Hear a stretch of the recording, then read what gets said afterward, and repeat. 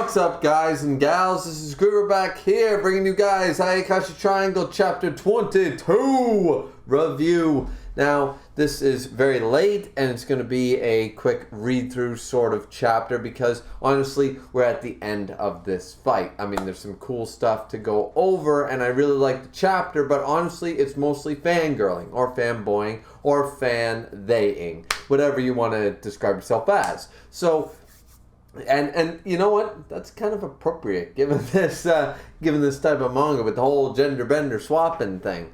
Either way, so honestly, I thought that maybe the Jinyo or what's his name, Sosuke, would actually get his power back or something. It'd still be in the fight zone and stuff. But I guess that finished him off.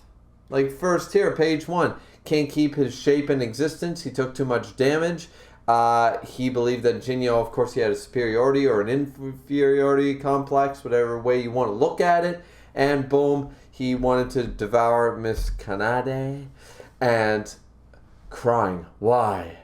You're so odd. After I put you through, you should be happy that I'm dying. Why do you look at that? Why are you crying? Okay, so this dude is a combination of the Neo Demon from Toriko and Ukiura from Bleach.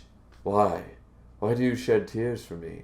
I still don't understand the human heart. But in fact, I actually do, because that's the reason I'm fading away, because I'm going against my very nature. Oh my god, I am so goddamn emo. Why am I the most popular Espada?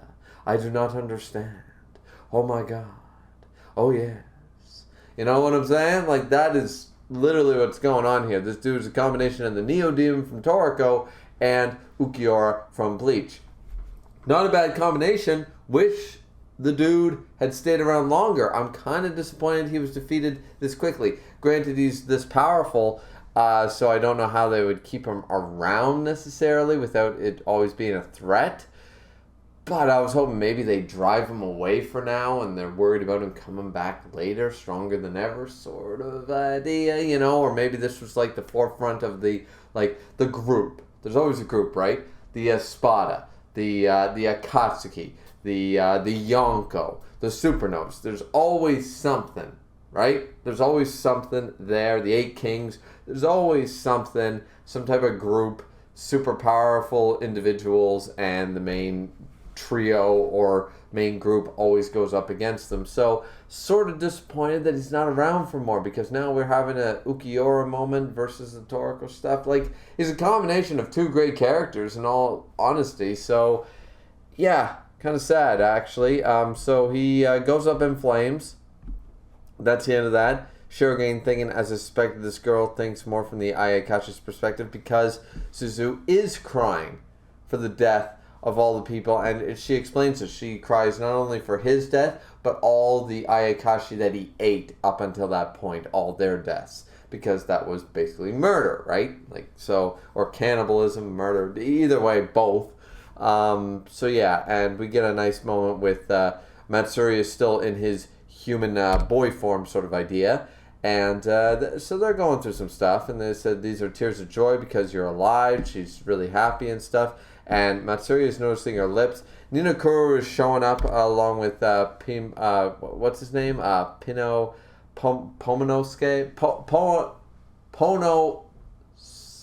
Ponosuke? Anyway, bird Tengu looking thing. Penguin dude. Penguin dude is here, and Pengu Tengu is here. I'm going to call him that. Pingu, Pingu, Pingu, Pingu. If you guys don't know that show, it's because you're too young for my shit. But anyways, yeah, so they show up, they see the embrace, and of course Ninokuru runs away. What is this falling down my cheeks? Master! And he's crying his eyes. He's like, I did my duty. I'm glad that Suzu Kanade is safe. And he's just so, like, beside himself, because he's like a turncoat version of what the rival character is supposed to be. I guess the Sosuke or the Saito, the Vegeta, the Bakugo, the trying to think of some other examples. Anyways, but he's got this little bit of like friendship alongside of love rivalry at the same time. It's kind of weird, but either way, we're jumping through a lot of tropes here. that being said, Matsuri notices Ninokuru and says, "Oh, it's Ninokuru. How noble. He finishes his job and then leaves without a word." And that basically was his reasoning, but he wanted to check on them, but then he ran away for different reasons. So Matsuri's like, "Wow, that dude is so amazing." Meanwhile, he's running away because he's like, "Oh my god, like my heart is now broken," sort of idea. Now, Shirogane gets in between those because he's being crushed between boobs and, well, man boobs.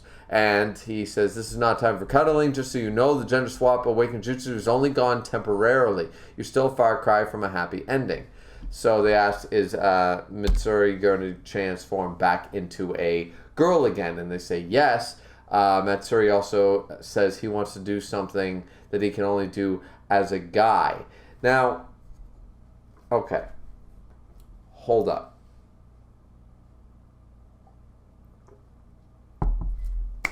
Before that, Shirogane is saying goodbye to awesome-looking me, which once again, short-lived, should have happened later on. We shouldn't have gotten it this quick. I have my reservations about that, but okay. Why is it gone? Hinojiki devoured my power, and Hinojiki was defeated. You're telling me, like, you don't regain health, you don't have a regen ability? King of the Ayakashi, what the hell? So, but somehow the effect of the jutsu stays in power. I don't really get it. So he asks Suzu to come with him, and this is Matsuri stuff, and says, "I want to do something that I can only do as a guy." Now, maybe I don't understand, but I think I should, because this was done in Shaman King with a woman. So the whole meditating under a waterfall is not new. That's not a new thing. It's not original. It's done with every samurai-esque Japanese type of character in manga, right? Any warrior, any honor-bound warrior, yes. They all meditate under a goddamn flowing waterfall. So, I don't get, I want to do something that I can only do as a guy. Like, I know what this is leading to, and Suzu is there, she's blushing. This is so sudden, in the middle of the woods. Okay, she is shameless. Shirogane, where's your shameless line, my friend? Where is the shameless line? He totally missed the signs here. He should be screaming at her, being like, "You shameless, lecherous woman." You know, sort of some Sango with the boomerang against Moroku shit in Inuyasha style, like, "Bam, you perverted monk, what the hell are you thinking?" But reverse this time, like female being the lewd one, right? And I like that. Don't get me wrong. I like the female, because this is true gender equality. Not only do we have a guy transformed into a woman and having to deal with all that, we have the woman being the one with the lewd thoughts, the one with the lecherous thoughts. It's like, that happens in real life. I mean, women out there, I probably have like all of one, if I have any, probably only have 1 to 2 mostly of female viewers. However, ask yourself this question. Are you telling me in the entire female population of the world that some of you are not more perverted than men at times? And I'm saying at times. I'm not even saying in general. I'm just saying at times. There is definitely a group of women like that. Just like how there are guys that basically have very little sex drive. You know, it's just not a big key. They became super successful businessmen by 29. Me, I'm still talking about manga on YouTube making no money. Ha! You know, some of us are interested in sex, some of us aren't, right? So, either way, I'm just saying, this is another reason to love this manga. This is a great manga. They're doing the turnaround. They know 2020's here. They're still bringing up all the stuff, but they're like, you know what? In this day and age, we can accept that women have a sexuality to them. They can have the same emotions and feelings and lewd thoughts and great thoughts and bad thoughts and whatever other thoughts that guys do too. It's not nearly as prevalent or on the forefront, you know, necessarily, but that's because of history, right? So I love the turnaround, the turncoat version that this manga is trying to present to us, because she's all like, this is so sudden in the middle of the woods, but she still goes. Trust me, if you're a guy, switch the genders, ironically, switch the genders here. The dude would totally go into the woods. A woman basically says, "I want to do something I can only do while I'm still a woman in the middle of the woods. Every dude ever is following that chick. Just saying. So this is totally good with me. I know I'm ranting about this like way too long, but I really feel like you got to read between the lines of this scene. This is a much more powerful chapter than is probably given credit when you think about it this way. So she's going through with it. She's like, the sun, middle of the woods. It's still light out. 3 things. Sudden, like basically, we're gonna bone in the middle of the woods. I mean, trust me, I've done that actually. And it's still lights out. Like the light is still out. And I know that's a big thing for a lot of younger people. You know, me, I like to, I'm an electrician. I do my best work in the dark. Ha ha ha. Joke, joke, joke. But still, sometimes we kind of like to know, use one of those 5 senses we are all gifted with. Granted, but still.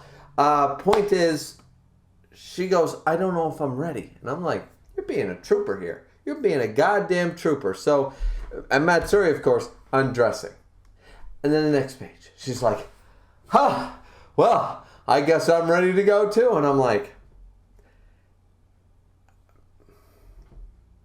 I mean, if the gender roles were reversed, she'd be acting like any other dude. Woman starts stripping. What does every guy instinctively do? So I'm good with this. This is true, as Nux Taku would say, this is true gender equality, fam. So this is true gender equality. Absolutely. We're seeing it. We're seeing it. Now, once again, he's under a waterfall saying, I can concentrate best when meditating under a waterfall in only my fundoshi underwear. She says, I see. Now, Shirogane, I'm disappointed once again, as I already said. Like, why did you take it? You should be smacking him with that Sangha level boomerang, but you're not. And it's, why did you take off your jacket? I was getting warm. I was like, okay, that's funny too. But Shirogane, who has noticed from day one, the moment these people have lewd thoughts, calling them out like the goddamn Chad that he is. And then this. So it's like, all right. So either way, once again, I'm going to just pull up this again. This review, I'll probably pull up a few pictures just so you guys have some reference points. And this is a woman named Anna, the most badass female in all of manga and anime. Fight me. Yeah, Remy, she's cool. Yeah, trust me. This bitch will make Remy, whatever her name is, scream. I'm not exactly saying waifu material. I'm saying badass female. And she's doing this shit. Why can't he do it again? Because his tatas will be exposed? Was that the thing? It's like, well, you asked Suzu to come with you. This seems like a pretty isolated area.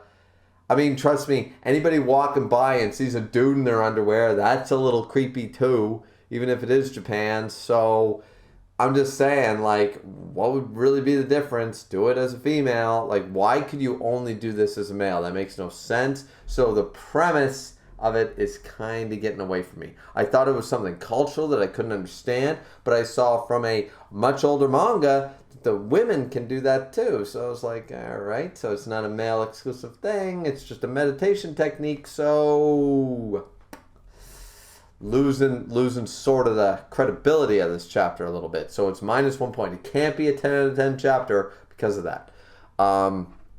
So Suzu asks, like, she's thinking to herself, why does he have to meditate? He looks so hot. Oh my God. And I'm like, yes, this is what she would be thinking. If she's got the hots for this dude, that's exactly what would be going through her mind.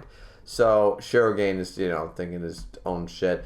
And then, but Shirogane also brings up to Suzu, I have a favor to ask. Now, Matsuri is concentrating all about the training. He didn't think he'd feel this way. He realizes that he's actually in love. I can see Suzu as a girl. I wanted to kiss her. It wasn't like this before. I've never expected this. After I became a girl and I drew closer to her, she was someone I needed to protect. But since I spent time with her, I actually see her as a girl. And I really do. I have feelings for her. And then she calls out to him, who's standing right there, and says, I was calling out, but you were so focused and such.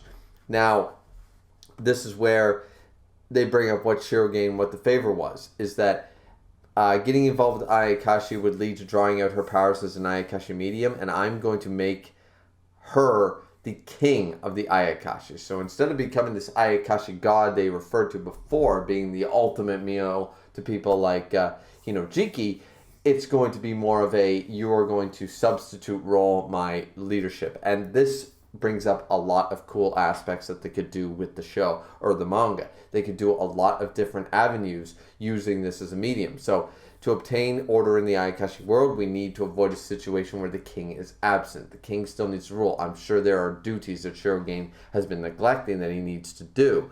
And he's embarrassed or knows that the moment he shows himself and they're like, ha ha ha, they're going to take advantage, because that's just, it's, kill or be killed, sort of, it's Animal Kingdom style with that sort of realm. So I don't particularly care to partner with humans, but Suzu will be able to stand in my place until I regain my powers. So it's still on the map that he'll regain his powers. So Suzu says, I want to try. I've been feeling stronger and stronger. I want to draw out these powers, and maybe one day I'll be able to not only return Shirogane's power to him, but also turn you back into a guy. So she's still seeing, Shirogane as a friend. We get a nice moment where she's like, I want to save both of you, and it's really, really nice. Matsuri realizes that he's actually in love with Suzu, so now it's not an unrequited love. It's not the dumb guy. It's only been 22 chapters, and already we have a female who isn't unaware of it, clearly knows she's in love with Matsuri, wants to be involved with Matsuri being the dumb guy. But 22 chapters in, took a couple of life or death situations, and boom, realizes, all right, I'm also in love with her. You know what the problem with this is? There is a problem. There is one problem. The Shirogane getting his powers back reveal so early is a red flag. This, the romance being sped up, red flag. You know why? Even though this manga apparently has been very popular, top 10 for a couple of weeks from what I understand in certain lists. That could be sales or volumes or whatever, I'm not sure, but it's giving me red flags that the series is not going to see 100 chapters. And that's the reason they're speeding this up. It's the reason we got the whole Shirogane moment, transformed back to his full form, but not taking advantage of Suzu and Matsuri and fighting for them and with them, not at them. Now we have Matsuri realizing his love for Suzu. Of course, you could still have a romance going here, but this is what manga's all about. It's about stretching that shit out. Look at any romance manga in history. 300, 400 chapters. They finally get together at chapter like 350. For God's sakes, look at Inuyasha. Classic, ultimate. This is basically Inuyasha 2.0 is what they're trying to do. Let's add the fantasy element and the battle element into a romance goddamn high school drama. That's what Inuyasha was years and years ago, decades ago at this point. And that took forever. We're getting it really, really, really quickly here. And that just shooting me some red flags that this series might end too soon for me. I don't know about you guys, but way too soon for me.